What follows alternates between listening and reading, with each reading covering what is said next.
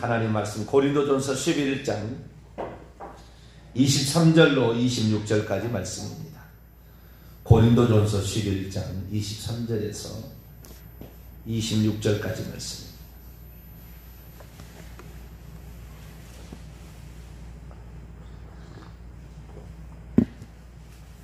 고린도전서 11장 23절에서 26절까지 말씀을 저희는 한 절씩 교독하도록 합니다.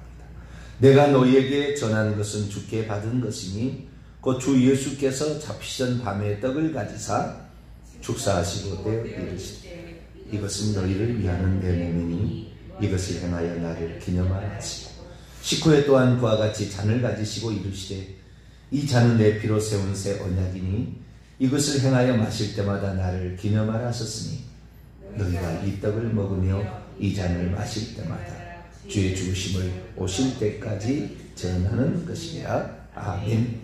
기도하겠습니다. 거룩하신 하나님, 주께서 저희들을 사랑하시고 변함없이 주님을 의지할 수 있도록 우리를 이끌어 주시니 감사를 드립니다. 주님에 대한 믿음이 식어지지 않도록 기도와 말씀에 전념하는 저희들 되게 하시며 혼자 감당하기 어려운 시련과 아픔과 고통 속에 있는 자들이 우리들의 기도로 말미암아 힘을 얻을 수 있도록 도와주시고 이 민족이 하나님을 버리지 말고 하나님을 잘 섬겨 마지막까지 쓰임받는 복된 나라가 되게 도와주옵소서. 이 새벽에도 주의 음성을 사모합니다. 하나님 저희들에게 말씀하여 주옵소서. 우리 주 예수 그리스도의 이름으로 기도하옵나이다. 아멘. 할렐루야. 금방금방 시간이 흘러가서 이제 11월도 이제 하순으로 들어가려고 합니다. 원래 이제 눈이 올 때는 되긴 됐어요. 11월 달 중순 되면 오늘 눈이 오거나 얼음이 올 것 같은데 늘 건강에 유의하시고 저것도 잘 하셔서 겨울을 또 잘 나시게 되길 바랍니다. 감사하게도 대한민국은 봄, 여름, 가을, 겨울이 있어서 좋은 것 같아요. 한 계절만 있다고 한다면 시간 가는 줄 모르고 또 여름만 있으면 나태해지고 겨울만 있으면 추워서 움츠릴 텐데 봄, 여름, 가을, 겨울 좋아서 그냥 어깨를 쭉 폈다가 다시 움츠렸다가 이렇게 스스로 운동할 수 있도록 얼마나 좋은지 몰라요. 대한민국 사람이 그래서 이 변화에 적응을 제일 잘하는 것 같아요. 그래서 어느 나라에 가든지 잘 살 수 있는 것은 이런 기온도 중요하다. 특별히 대한민국 사람은 영적인 감각도 뛰어나서 금방금방 또 알아차리고 또 적응합니다. 영적인 삶에 있어서도 뒤지지 않도록 늘 기도에 힘쓰시기를 바랍니다. 오늘은 성만찬과 관련되어져서 인간의 제사나 경배나 예배에 그 인간이 그 대상이 될 때는 어떻게 되는 그 문제에 관하여 좀 살펴보려고 합니다. 성만찬은 제사의 그 변형입니다. 변형, 제사의 변형. 그러니까 제사, 유대교의 제의가 제사예요. 기독교의 제의가 성만찬과 세례입니다. 그러니까 제사의 승화 발전이라고 할까요? 제사의 승화 발전? 이것이 성만찬이죠.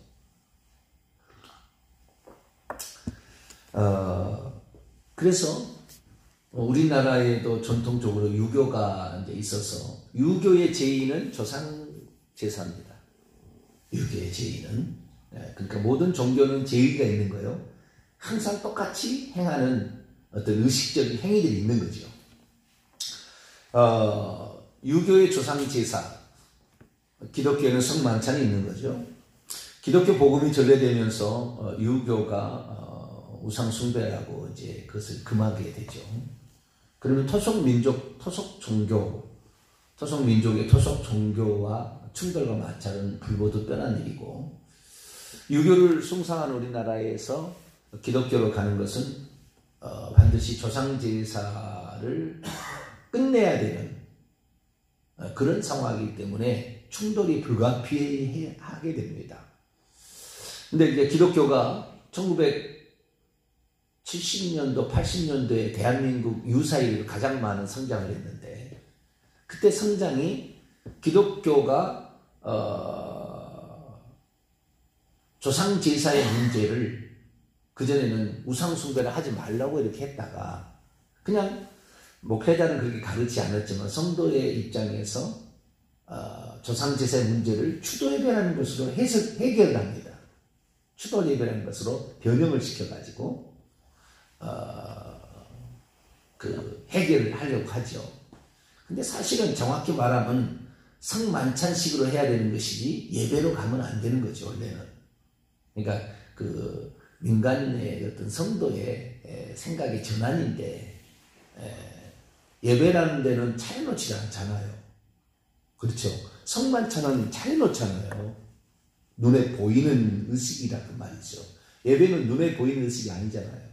미사는 반드시 성만찬을 같이 합니다. 그렇기 때문에 천주교의 미사는 이 두 가지가 같이 짬뽕되어 있는 거예요, 미사는.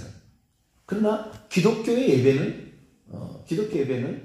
그러나 그 성만찬이 꼭 들어가는 게 아니에요. 성만찬은 들어갈 수도 있고 안 들어갈 수도 있는데, 그래서 예전을 다르게 하죠. 말씀 예전, 성만찬 예전, 이렇게 구별하여 하고 있습니다. 어찌됐든 간에 추도예배라는 것을 조상 제사를 대신하는 것으로 우리는 한다라고 얘기하므로 유교의 사람들이 기독교에 들어오는데 걸림돌이 되었던 것을 해결해 주므로 기독교가 엄청난 많은 성장을 이루었던 것이 사실입니다. 그런데 그 일로 말미암아 결국에 추도예배라는 것을 인정을 하니까 당연히 장례예배를 드리게 되죠. 그래서 모든 게 예배라는 형식으로 이렇게 드려지게 되는데, 이제 곰곰이 생각해 보면은 추도예배나 장례예배나 죽은 자를 때문에 의식을 치르는 거, 그러니까 추도식이라는 것을 추도예배로 바꾼 거고, 그 다음에 장례식이라는 것을 장례예배로 바꾼 거잖아요. 유교가 조상제사인데, 이런 것들이 결국에 기독교식으로 바뀌어지면서 죽은 자에 대해서 기념하게 된 거죠. 그럼 죽은 자의 기념인데, 우리가 성만찬도 죽은 자에 대한 기념이잖아요. 예수님 우리 위해서 죽었으니까. 조상제사도 죽은 조상에 대한 기념이죠. 그런데 왜 예수님의 제사는 예수님에 대한 기념은 되고 조상이 죽은 조상에 대한 기념이나 제사는 안 되느냐? 이 문제를 반드시 한 번은 짚고 넘어가야 될 문제인 거죠. 그래서 제가 지난 주일날 이 문제에 관해 말씀을 드렸습니다. 한마디로 딱 요약하면, 예수님께 우리가 예수님을 대상으로 하는 성만찬을 집행해도 아무 문제 없는 것은, 우리가 죽은 예수 그리스도지만 그 죽은 예수 그리스도께서 살아나셨을 뿐만 아니라 그분은 시공간을 초월해서 언제라도 그곳에 임재할 수 있다라는 것 때문에 그분이 오시니까, 하나님이 오시니까 아무 문제 없는 거예요, 영으로. 그런데 죽은 조상은 죽어서 지옥에 있든지 천국에 있든지, 우리 이제 과거의 조상들은 다 거의 다 지옥에 있다고 봐야 되겠죠, 아마. 그런데 그런 그 죽은 조상들은 지옥에 있는데 여기 다시 올 수 없는 거죠. 아무리 제사를 드리고 아무리 그다 절을 하고 아무리 그다 향을 피우고 아무리 음식을 차려도 올 수가 없다는 거죠. 이게 가장 문제일 겁니다. 예수님은 하나님이니까 우리가 그분을 모셔도 오시기 때문에 문제가 없지만, 죽은 조상은 하나님이 아니라 피조물이기 때문에, 인간이기 때문에 죽으면 두 번 다시 여기 못 오는 거예요.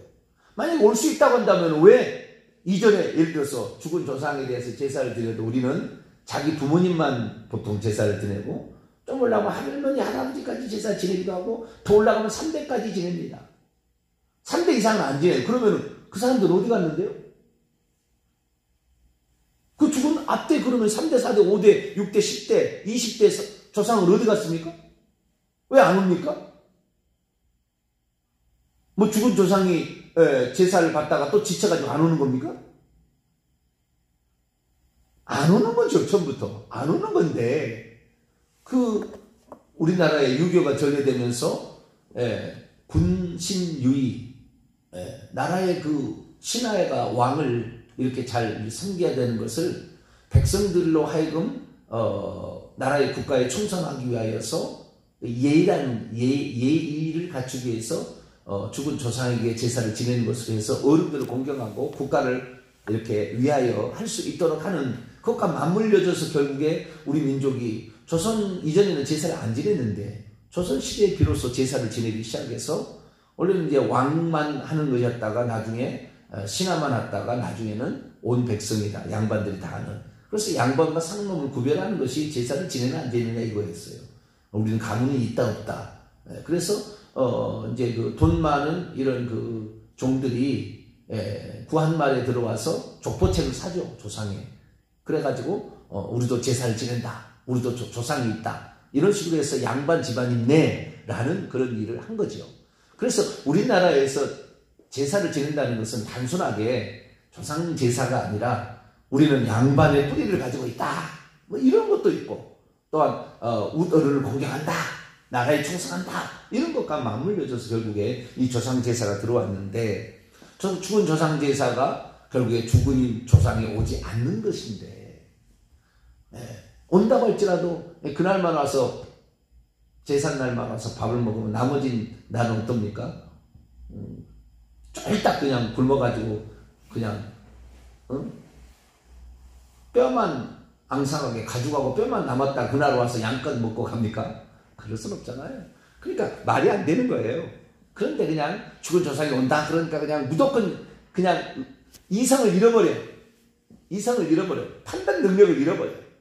그런데 그렇게 한데 왜 그렇게 하느냐, 중요한 건 뭐냐면, 죽은 조상을 제사를 지내게 되면 그 제사를 지낼 때는 죽은 조상이 오지 않는데도 불구하고 조상 제사를 지내게 되면 경배를 받을 존재가 온다는 거예요. 그게 바로 얼마든지 자신의 몸을 변형시키는 천사들이, 타락한 천사, 귀신이죠. 이놈들이 죽은 조상의 흉내를 내고 오는 거죠. 그래서 결국에 죽은 사람을 기념하거나 죽은 사람에게 절을 하거나 무슨 예의를 갖추게 되면 귀신을 불러들이는 의식이 되는 거죠. 그러니까 우리 조상들이 진짜 안 온다고 알았다면 그 제사를 드렸겠어요? 안 드리죠. 근데 죽은 조상의 제삿날에 나타나니까 죽은 조상의 모습으로 꿈에 나타나고 눈에 보이기도 하고 이랬다 그 말이죠. 그러니까 죽은 조상이 온 줄 착각하는 것이죠. 착각. 귀신은 그래서요, 남의 집에 안 가요. 귀신은 남의 집에 안 갑니다. 귀신은 꼭 그 집안에만 있어요. 그래서 할아버지가 귀신 들려서 죽었다 그러면은 그 아들 손자에 들어갑니다. 나와서. 왜? 그렇게 해서 할아버지 때의 모든 정보를 가지고 있어서 아들과 손자를 속일 수가 있어요. 왜? 그 정보가 동일하다는 것을 아니까. 그러나 어딘지 모르게 다른 정보가 있어요. 모르고 그냥 넘어가는데 자오지가 그러는 거예요. 조상의 흉내를 내도 어딘가 모르게 다른 구석이 있어요. 얼굴의 모습이 틀려요. 귀가 틀리고 코가 틀리고 어디가 틀려요. 다.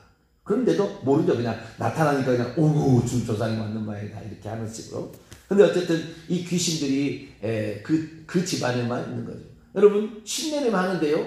신내림 하는데 어머니가 딸한테 이제 신내림을 하잖아요. 그 귀신이 들어가겠다는 거잖아요. 자기 자식에게. 근데 신내림이 딸들 안 가는 겁니다. 그 집안에만 있는 거라니까요. 다 그래서 그 집안에 있는 것은 정보를 알고 있어서 사람을 속이기 쉬우니까 그 집안에 그렇게 있는 것입니다. 그래서 이 귀신들이 그렇게 하는데, 귀신들은 사람이 죽어버리면 더 이상 그 속에, 시체 속에 있을 이유가 없죠. 죽어버리면. 그러니까 다시 나와서 들어가는 겁니다. 그래서 이대 들어가는 것이 성경에 보니까 쭉 20장 5장에 보면 귀신은 우상을 숭배하게 되면 3, 4대까지 죄를 묻겠다 했잖아요. 그러니까 아들이나 손자 때까지만 귀신이 한 달이 걸쳐서 넘어갈 수가 있어요. 그러니까 3대 이상 제사를 안 지내는 겁니다. 왜? 귀신이 죽어버리면 살아있는 것이 할아버지하고 나도 동시에 살아갈 수 있거든요. 고조 할아버지도 같이 살 수가 있어요. 그러니까 죽으면 그 후손으로 넘어가니까 3대 4대 이상은 안 지내는 거예요. 왜? 귀신으로 안 나타나니까. 그 자기 좌우로 죽은 그 조상으로 나타나니까. 그래서 제사를 안 지내는 거죠. 그러니까 귀신이 속이고 있다는 것은 몰랐던 거죠. 만약에 지금 죽은 조상이 온다 그런다고 한다면 10대고 20대고 30대도 다 지내줘야 해요, 우리가.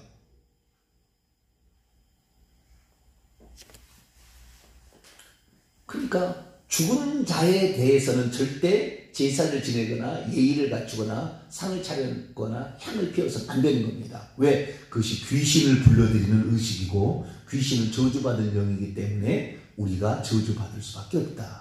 그래서 후손을 저주받게 하는 가장 중요한 수단이 뭐예요? 조상 제사였던 거죠. 조상 제사였던. 고린도서 10장 20절에 이방인 제사하는 것은 귀신에게 하는 것이요 나는 너희가 귀신과 교제하는 자 되기를 원치 아니한다. 이방인들이 제사하는 것은 다 죽은 조상이 하는 게 아니에요. 누구에게 하는 거라고요? 귀신에게 하는 거다. 이렇게 나와 있다.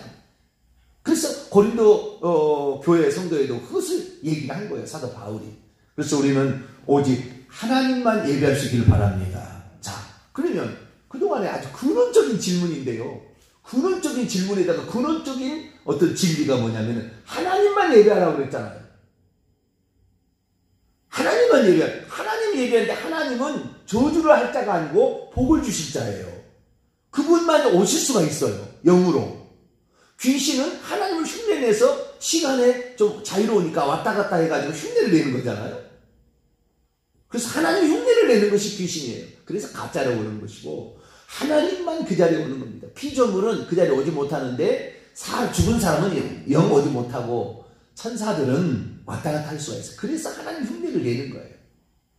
그래서 우리는 오직 하나님만 섬겨야 되는데 왜 예배를 드릴 때 하나님만 예배해야 되느냐? 하나님만이 예배드릴 때 오셔서 우리에게 복을 주실 수가 있어요. 하나님은 복을 주시는 자입니다. 복복자를 한자를 쓰게 되면 에덴 동산에 아담이 혼자 있을 때에 그 하나님을 의지할 때 주어지는 결과를 복이라고 한자로 써 있어요. 그래서 우리가 이 복이라는 하나님이 주시는 그 복, 그것은 하나님이 있을 때 가능하고 마귀, 귀신은 타락한 천사로서 하늘에서 쫓겨날 때 저주를 받았기 때문에 그들이 주시는 것은 저주와 사망을 주는 겁니다. 예수 그리스도 하나님은 생명과 복을 주시고 할렐루야. 요한복음 10장 10절에 내가 온 것은 양으로 생명을 얻게 하고 더 풍성히 얻게 하지만 마귀는 죽이고 도둑질하고 멸망시키는 것이다. 도둑질한다. 우리의 영혼을 결국에 도둑질하려고 속이는 거예요. 요한복음 8장 44절은 속이는 자예요. 거짓말의 아비입니다. 그래서 완전히 우리를 속이는 자로서 이 귀신이 흉내를 내는 거예요. 그래서 하나님은 절대 하나님이 다른 것을 숭배해서는 안 된다. 인간은 그래서 나무나 무슨 자연이나 해나 달이나 없어요. 그 신적 존재가 없는데 거기다 늘 절을 하니까 귀신이 와서 대신 흉내를 내고 달 흉내를 내고 무슨 신 흉내를 내서 결국에 우리에게 그 저주를 가져다 준다는 거죠. 그래서 우리는 죽은 자에 대해서 절대 예를 갖춰서는 안 되는 겁니다. 제사를 지내서는 안 되는 것이고 오직 예수 그리스도만 우리가 보이는 형태로 갖다가 성만찬을 집행해도 그분이 영으로 오셔서 그분의 속죄 희생의 의미를 우리에게 새겨주시고 임재하심으로 어둠을 몰아내고 거짓과 이런 사망을 몰아내기 때문에 우리 주님을 모시는 것은 성만찬인 것은 아무 문제가 없고 우리의 유익이 되는 겁니다. 여기서 한 걸음 더 나가 이것이 왜 중요하느냐? 이걸 아는 게 왜 중요하느냐? 오직 하나님만 예배할 수 있고 하나님께만 제사 형태의 예배를 할 수 있다는 것인데 다른 것은 안 된다는 거. 이것이 왜 중요하느냐? 죽은 자에 대해서 천주교는 뭐라 하냐면 마리아를 숭배합니다. 마리아는 올 수 없어요. 천국과 지옥을 간 사람은 자우지가 못 오는 겁니다. 죽었다면 이 자리에 못 오는 거예요. 이 세상에 못 들어오는 겁니다. 그런데 마리아를 숭배하는 거죠. 마리아를. 그러니까 천주교는 뭐예요?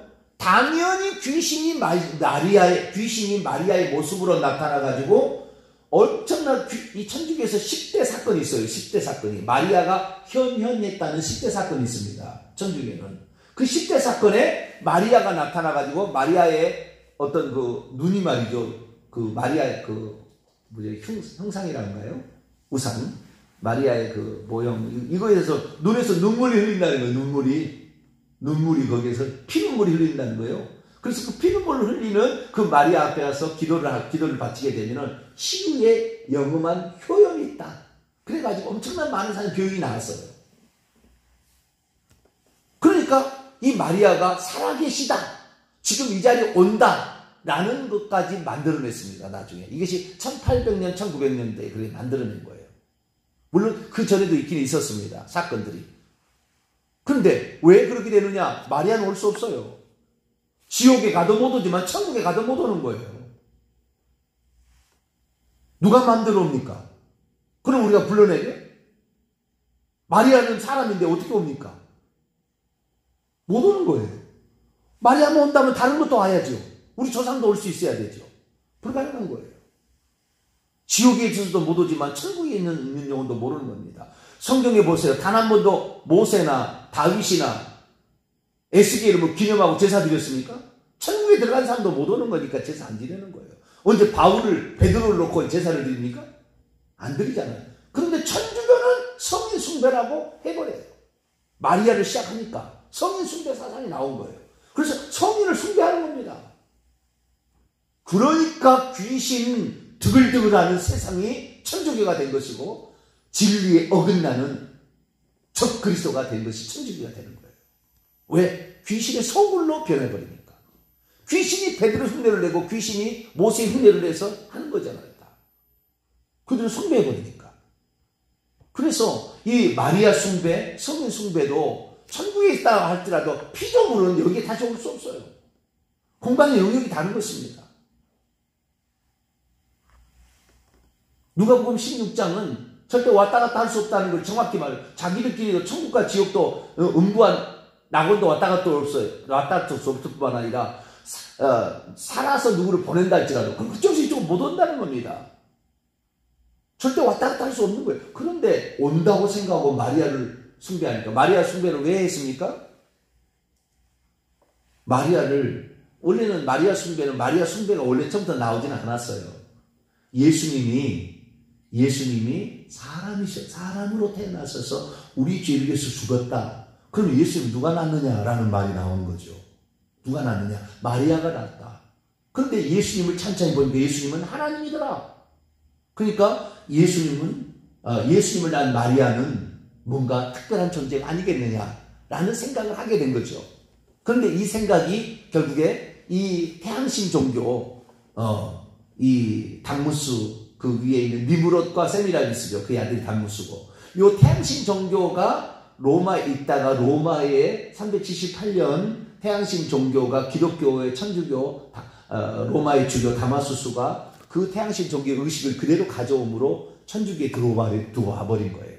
그런데 그 전에는 378년 이전에는 마리아를 어떻게 생각했냐면 마리아가 예수님을 낳은 예수의 모친 그리스도의 어머니 생각하고 있었어요. 그런데 378년 이후에 이것이 들어오면서 어떻게 되느냐? 예수님이 하나님이지 않느냐라는 것 때문에 나중에 하나님의 어머니라고 결정을 해버린 거예요. 이것이 431년 에베소 회의입니다. 교회 역사가. 예수님은 하나님은 맞잖아요. 그러나 예수님은 하나님을 낳은 것이 아니라 예수를 낳은 거죠. 인간 예수를 낳은 거죠. 그렇죠. 하나님이 예수의 영으로서 들어오신 것이고. 그런데 이 에베소 회의의 이 잘못, 그전에도 징조는 있었습니다. 조금씩. 그러나 이 에베소 회의가 431년에 마리아를 하나님의 어머니, 데오토코스, 하나님의 어머니다 라고 결정함에 따라서 하나님의 어머니는 죄가 있으면 되겠느냐. 그래서 원죄가 없이 잉태되었다 라고 무죄 잉태설, 이것을 만들어내서 1854년에. 그럼 마리아가 그럼 죄가 없는데 죄가 없는 사람 죽을 수가 없지 않느냐? 죽지 않아야 되지 않느냐? 그래서 이 무죄 잉태설을 하면서 지속적으로 죄를 짓지 않았다. 자범죄를 짓지 않았다. 그녀에게는 자범죄가 없다 해서 결국에 1950년에는 죽을 이유가 없기 때문에 산 몸을 죽었다가 3일 만에 그 몸을 그대로 가지고 승천했다. 몸소 승천서를 1950년에 만들어냅니다. 그래서 지금 마리아는 천국에 들어가서 하늘의 여왕, 하늘의 왕후, 그분이 은총의 중재자, 기도의 중보자, 구원의 어머니다 라고까지 지금 숭배되고 있습니다. 그러니까 이 마리아를 그렇게 함으로 말미암아, 마리아는 신이 아니거든요. 마리아가 신이 아닌데 신이라고 높여놓으니까 귀신이 역사에서 10대 이러한 기적을 일으키고 있는 거예요. 이 기적이 뭡니까? 다 귀신이 그렇게 하는 거잖아요. 떼거지로 와서 하는 건데 그것을 모르고 마리아가 신이라고 그 형상을 만들어놓고 그 앞에서 마리아여 우리를 위하여 비우소서 그리고 기도를 바치고 있다고 말이죠. 그것은 결국에 성의 숭배 사상까지 이어져서 바울뿐만 아니라 그 뒤로 성녀 성자라고 해가지고 계속 숭배를 하니까 천주교는 귀신이 떠나지 못하는 곳이 될 수밖에 없는 거죠.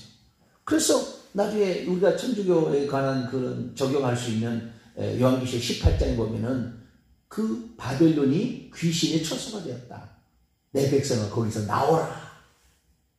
너희들이 그렇게 그 우상 숭배하면 저주를 받는데 그 저주를 받는 것을 나는 원치 않으니까 내 백성아 거기에서 나오라. 귀신의 처소가 됐으니 나오라. 이렇게 말하는 거 아닙니까? 그러니까 만약에 오늘 우리나라가 그래가지고요. 이제 마지막입니다. 1970년대부터 80년대까지 가장 많이 이 추대배가 장로교에 들어오면서 그랬어요. 이것을 예식기소에 들어오면서 이것으로 들어오면서 말미암아 기독교인들이 많아지기는 많아졌지만 우상 숭배가 가득하기 때문에 여전히 예수 믿어도 저주 가운데 헤어나오지 못한 사람이 가득 찹니다. 왜? 저주받은 영을 섬기니까. 그래서 병원 가도 똑같이 예수 믿는 사람도 병원에 가 있고 가난과 저주와 자식들이 정신질환을 알아서 지금도 고통받는 사람이 엄청 많은 거예요. 왜요? 추대배 장례배처럼 우상을 숭배하는 저주를 가져오니까 그러는 거죠. 우리는 그래서 왜 동탄명성교회는 추대배 장례배를 드리지 말라고 그러느냐? 내 영혼과 내 자식을 위한 거예요. 나만 저주받으면 괜찮을 텐데 추대배 장례배들은 내 자식 손자까지 저주를 받는데 그 일을 왜 하냐 그 말이죠. 그래서 이렇게 외치는 거잖아요. 우리가 이거 얼마나 나쁜 것이고 얼마나 이것이 위험한 것인가. 그래서 우리는 오직 예수님이 하나님이신 것 이것만 알고 그분만 섬기게 될 때 우리는 그분이 속죄의 은총을 가지고 할렐루야 그분이 죽으신 것은 우리의 속죄를 위한 속죄의 은총을 가져가지고 그분이 오심으로 말미암아 보호와 안전이 이루어지는 놀라운 은총이 있으니 하나님을 기념하고 기억하고 예배하는 것은 아무 문제 없고 복이 되지만 귀신 조상 숭배했다가는 저주만 받다가 결국에 망하게 되고 지옥에까지 떨어집니다. 그래서 우리는 일평생에 오직 예수님만 기념하고 예수님만 사랑하고 예수님만 예배할 수 있는 저희는 되시기를 간절히 바랍니다. 거룩하신 하나님 감사합니다. 예수 믿는 사람들이 이 사실을 알고 오늘날에 살아간다면 얼마나 유익하고 얼마나 복이 될 텐데. 그러나 아버지 예수 믿는 사람 대한민국의 97%가 추대배 장례비를 드리고 있습니다. 하나님 이 대한민국을 불쌍히 여겨주시고 추대배 장례비를 통하여 기독교로 들어올 수 있도록 개종은 잘 이루어졌지만 그러나 오히려 그것이 저주를 가져오는 도구가 되어서 오늘 기독교인이 되었지만 고통받고 우환에 시달린 자가 얼마나 많습니까? 하나님 우리가 이 사실을 깨닫고 오직 한 분 하나님 우리 주 예수 그리스도만 우리가 섬길 수 있도록 역사해 주시고 우리가 그분만을 의지하며 따라감으로 복받는 자 되게 해 주옵소서. 우리 주 예수 그리스도의 이름으로 기도하옵나이다. 아멘.